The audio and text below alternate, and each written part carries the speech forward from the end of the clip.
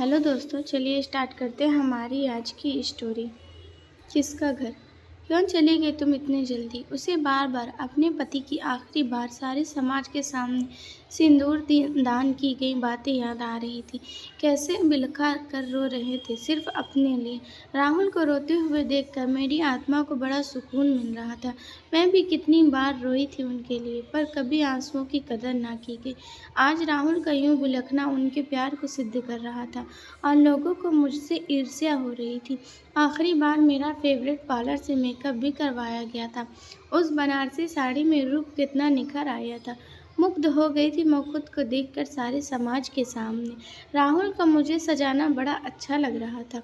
खुद को नसीख निहारती नजर बस हाथों पर रुक गई। ब्याह की तरह ससुराल और मायके की चूड़ियां मिलकर कलाई को सजा रही थी। ये क्या, मायके की चूड़ियां राग में थोड़ी कम मैच हो रही थी। राखी और दूज पर डिफेक्टिव साड़ी देकर कर्तव्यों की इतिश्री करने वाले संपन्न भैया भाभी डिजाइनर चुनरी लाए थे। स्टैंडर्ड के मुताबिक लोगों को अपने भाग्य पर इतराते देख मुझे खुशी हो रही थी। सौभाग्यवती विदा होने की इस दुनिया से वो जरा सी चोट जानलेवा साबित हो गई। बस, पर आज इस तरह खुद पर प्यार लुटाता देखना अच्छा लग रहा था। चिता के आखिरी फेरों के बाद घट तोड़ खुद से नाता तोड़ने की बोझिल रस्म के बाद भी राहुल की लाल लाल आंखें मन में ऐसे गड़ गई जैसे पत्थर पर निशान। मन उनके प्यार में भीगता चला गया और शरीर का नाता टूटने के बाद भी ये स्वीकार न स्वीकार की पाई कि अब मैं इनकी कोई नहीं लगती। घर के अंदर जाकर देखा तो राहुल फिर तस्वीर के आगे कह रहे थे कि तुमने तो 7 जन्मों के साथ का वादा किया था। मेरी रसोई दूसरों के हवाले थी।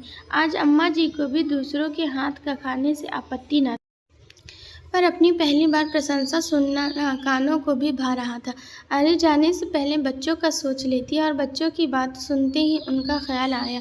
उनके कमरे में गई तो सब सामान्य होकर खा रहे थे।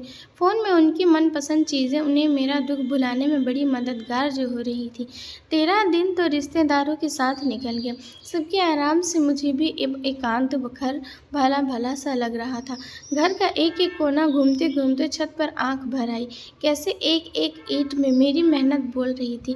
जेवर तो मायके के भी थमा दिए थे राहुल को, अपनी कसम देकर कि मन मत मारना, बनवाते, आखिर ये घर मेरा है। मेरे लिए ही तो किराए पर भटकना नहीं चाहते। अचानक मुझे याद आया कि राहुल को अस्थमा का अटैक आ जाता है।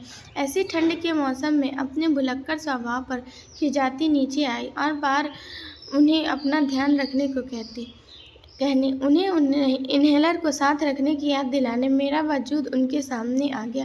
प्रेम की जात ही ऐसी होती कि बार बार नज़र सच में ढूंढती है और एक टुकड़े से भी संतुष्ट हो जाया करती है। फिर ये प्यार इस तरह तो मेरे नसीब में बड़ी ही मुश्किल से आया था।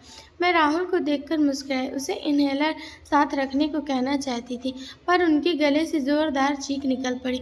तुम यहाँ कैसे? अरे, शादी होने के बाद जब इस घर में आई तब ही तो सब यह रटवा रहे थे कि ये घर मेरा है और मैं इस घर की। पर मेरे शब्द राहुल के कानों से टकराए ही नहीं। उसकी चीख जरूर माँ जी की ओर पहुँच गई। उन्हें थोड़ी ही देर में सबने घेर लिया। राहुल बुरी तरह सहमे हुए थे। लोग मेरा दिखना उसे भ्रम बता रहे थे। तब तक नंदोई जी बोले, भाभी की आत्मा अतृप्त है, शायद अपने पास आग रख लीजिए। सबकी सहमति से राहुल के पास आग जलाकर रख दी गई, मुझे दूर रखने के लिए।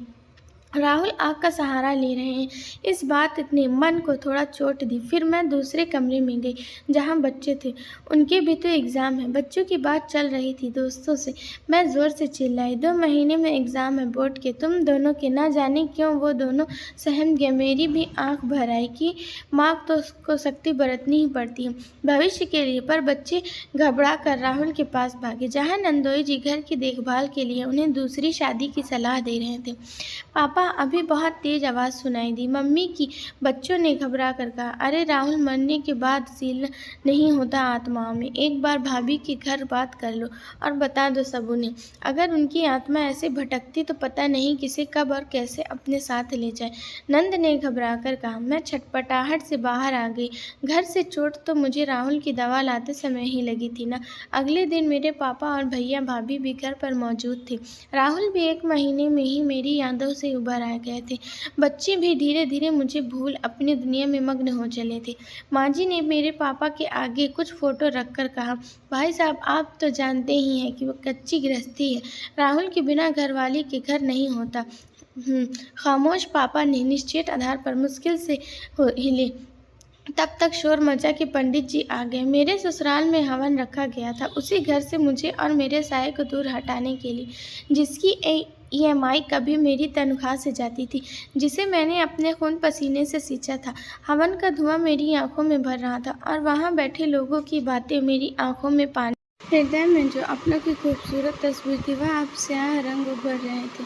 सबकी वास्तविकता स्वच्छ दर्पण की तरह स्पष्ट हो चली थी। मेरी हालात देखकर उस सफ़ेद प्रकाश के सामने देवदूत के चेहरे पर मुस्कान तैर गई। पंडित जी के साथ उनकी पहचान का व्यक्ति ही हवन का मुख्य करता रहता था।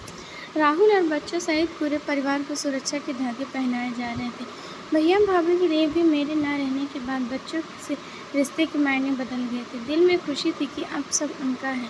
अब आज के हवन के बाद उनका मेरे परिवार से यूं भी नाता ना के बराबर हो चला था। मेरी जगह लेने वाली नई लड़की अब सबके मुताबिक मेरे प्रकोप से पूरी तरह सुरक्षित हो गई थी।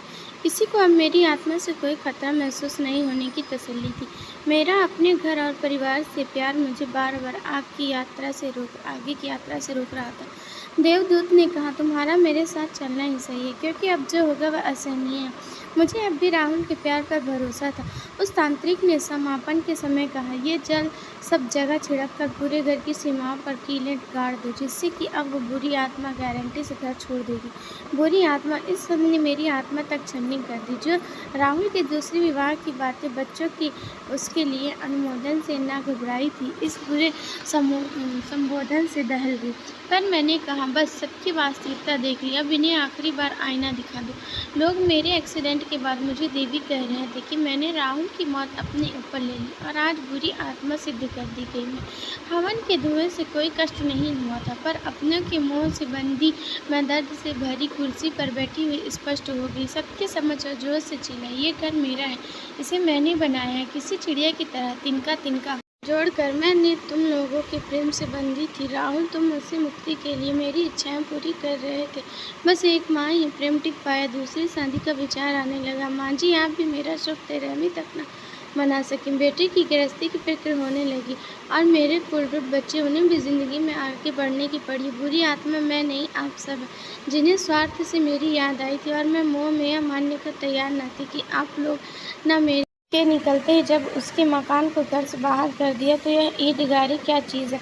मैं फिक्र में भटकती थी। सबकी बुरी आत्मा धीरे धीरे मोह का काला रंग छोड़ में सफ़ेद प्रकाश में बदलने लगी। राहुल मुझे देखकर कुछ भावुक हुए, पर रिश्तों की राख देखकर मन का आईना टूट चुका था। पापा की अपराधी नज़र अब गर्वित हो चुकी थी। लाल आंखों और छलनी हृदय लिए सुबकते हुए मैं देवदूत के पीछे ये पूछती हुई चल दी कि अपने की चिंता में डूबी आत्माओं बुरा क्यों कहते हैं। सबकी आंखें अपराधियों की तरह झुकी हुई थी। मैंने स्वार्थी रिश्ते के लिए अपना घर स्वेच्छा से छोड़ दिया। हमारी यह स्टोरी अच्छी लगी हो तो वीडियो को लाइक करके शेयर कमेंट ज़रूर करें। Thank you so much.